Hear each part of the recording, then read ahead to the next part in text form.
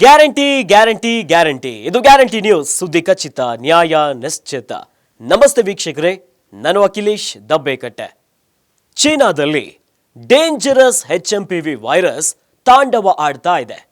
ಇನ್ನು ಇದರ ವಕ್ರ ದೃಷ್ಟಿ ನಮ್ಮ ಕರ್ನಾಟಕದ ಮೇಲೂ ಕೂಡ ಬೀರಿದೆ. ಅದರಲ್ಲೂ ಬೆಂಗಳೂರಿನಲ್ಲಿ ಈಗಾಗಲೇ 2 ಮಕ್ಕಳಲ್ಲಿ ಈ ಸೋಂಕಿರೋದು ಕನ್ಫರ್ಮ್ ಆಗ್ಬಿಟ್ಟಿದೆ. ಇದರ ಬೆನ್ನಲ್ಲೇ ಎಚ್ಚೆತ್ತುಕೊಂಡಿರುವಂತ ಸರ್ಕಾರ ಗೈಡ್ಲೈನ್ಸ್ ಮೊರೆ ಹೋಗಿದೆ. ಈ ಡೆಡ್ಲಿ ವೈರಸ್ನ ಕರಾಳ ಸ್ಟೋರಿ ಎಲ್ಲಿದೆ ನೋಡಿ. ಕರ್ನಾಟಕದ ಮೇಲೂ ಚೀನಾ ಚೂ ಬಿಟ್ಟ ಡೆಡ್ಲಿ ವೈರಸ್. ಕೋವಿಡ್ ಕರಾಳ ಭೀತಿ, ಮತ್ತೆ ಚೀನಾ ವೈರಸ್ ಫಜೀತಿ. ಮಗುವಿನ ಮೇಲೆ HMPV ಅಟ್ಯಾಕ್, ಸರ್ಕಾರ ಅಲರ್ಟ್. ಕೋವಿಡ್ ಈ ಒಂದು ಶಬ್ದ ಕೇಳಿದ್ರೇನೆ ಭಾರತೀಯರು ಅರೆಕ್ಷಣ ಬೆಚ್ಚಿ ಬೀಳ್ತಾರೆ. ಕೋವಿಡ್ನ ಕಹಿ ನೆನಪು ಮಾಸೋ ಮುನ್ನವೇ ಈಗ HMPV ಎಂಟ್ರಿ ಕೊಟ್ಟಿದೆ. ಎಸ್, ಯಾವುದು ಆಗಬಾರ್ದು ಅಂತ ನಾವೆಲ್ಲ ಅಂದುಕೊಂತಿದ್ವೋ ಅದು ಆಗಿ ಹೋಗಿದೆ. ಬೆಂಗಳೂರಿಗೂ HMPV ವೈರಸ್ ಎಂಟ್ರಿ ಆಗಿದೆ. ಬೆಂಗಳೂರಿನ 8 ತಿಂಗಳ ಮಗುವಿಗೆ ಸೋಂಕು ದೃಢಪಟ್ಟಿರುವುದು ಗೊತ್ತಾಗ್ತಿದ್ದಂತೆ ಅತ್ತ ಮತ್ತೊಂದು ಮಗುವಿನಲ್ಲೂ ಕೂಡ ಸೋಂಕು ಪತ್ತೆಯಾಗಿದೆ.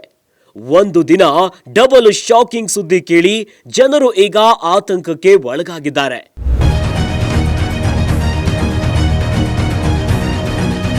ಇನ್ನು ಇತ್ತ ಬೆಂಗಳೂರಿನಲ್ಲಿ HMPV ವೈರಸ್ ವಾಸನೆ ಬರ್ತಿದ್ದಂತೆ ಸರ್ಕಾರವು ಫುಲ್ ಅಲರ್ಟ್ ಆಗಿದೆ.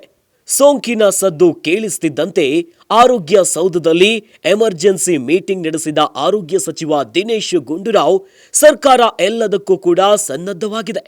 ಇದು ಜೀವಕ್ಕೆ ಅಪಾಯ ತರೋ ವೈರಸ್ ಅಲ್ಲ, ಆದರೂ ಎಚ್ಚರ ಅಂತ ವಾರ್ನಿಂಗ್ ಕೊಟ್ರು.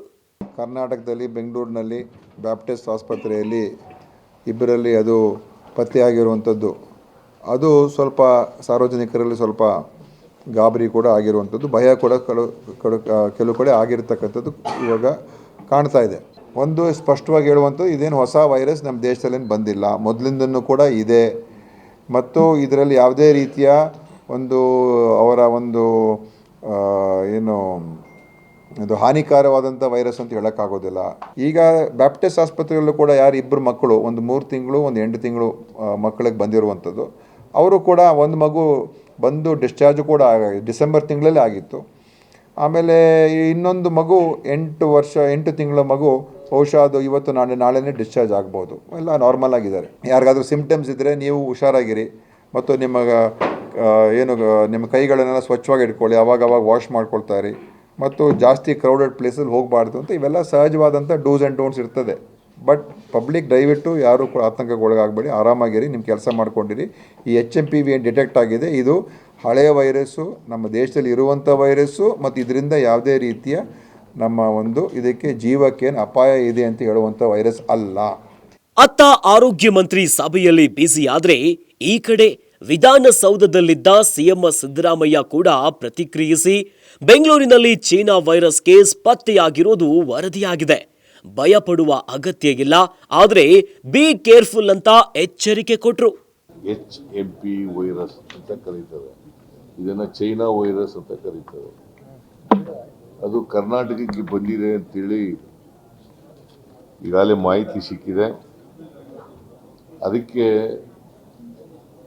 ಮುಂಜಾಗ್ರತಾ ಕ್ರಮಗಳನ್ನು ತಗೋಬೇಕು ಅಂತೇಳಿ ನಾನು ಹೆಲ್ತ್ ಡಿಪಾರ್ಟ್ಮೆಂಟ್ನವ್ರಿಗೆ ಸೂಚನೆ ಕೊಟ್ಟಿದ್ದೀನಿ.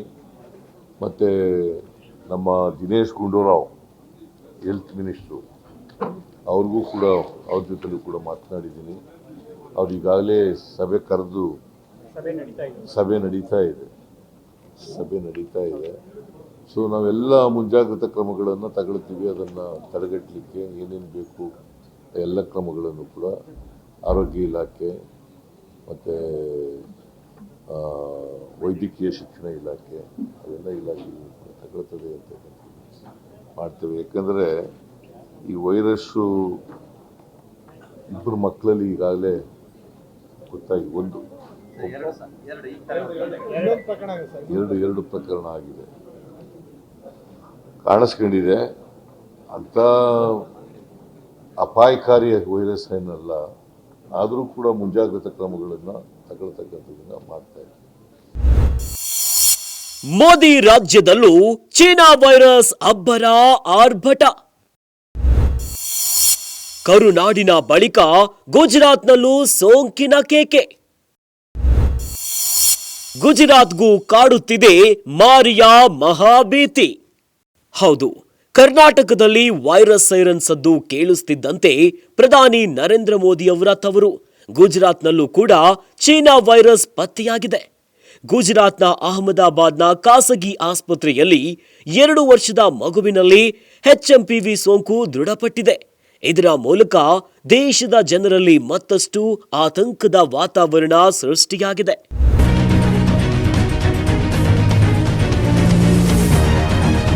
ಉಸಿರಾಟದ ಸಮಸ್ಯೆಯನ್ನ ತಂದೊಡ್ಡಿ ಉಸಿರನ್ನೇ ನಿಲ್ಲಿಸೋ ಈ ಹೆಮ್ಮಾರಿ ಈಗ ಭಾರತಕ್ಕೂ ಕೂಡ ಕಾಲಿಟ್ಟಿದ್ದು ಭಯದ ವಾತಾವರಣ ಶುರುವಾಗುಬಿಟ್ಟಿದೆ. ಇನ್ನು ಸರ್ಕಾರಗಳು ಬಾಯಿ ಮಾತಿನಲ್ಲಿ ಅಲರ್ಟ್ ಆಗಿದ್ದೇವೆ ಅಂತ ಹೇಳಿದೆ. ಪರಿಸ್ಥಿತಿ ಬಿಗಡಾಯಿಸೋ ಮುನ್ನ ಸೂಕ್ತ ಕ್ರಮವನ್ನ ಕೈಗೊಳ್ಳುವಂತೆ ಜನ ಒತ್ತಾಯಿಸುತ್ತಿದ್ದಾರೆ. Shivaprasad, guarantee news, Bengaluru. Guarantee news, ಸುದ್ದಿ ಖಚಿತ, ನ್ಯಾಯ ನಿಶ್ಚಿತ.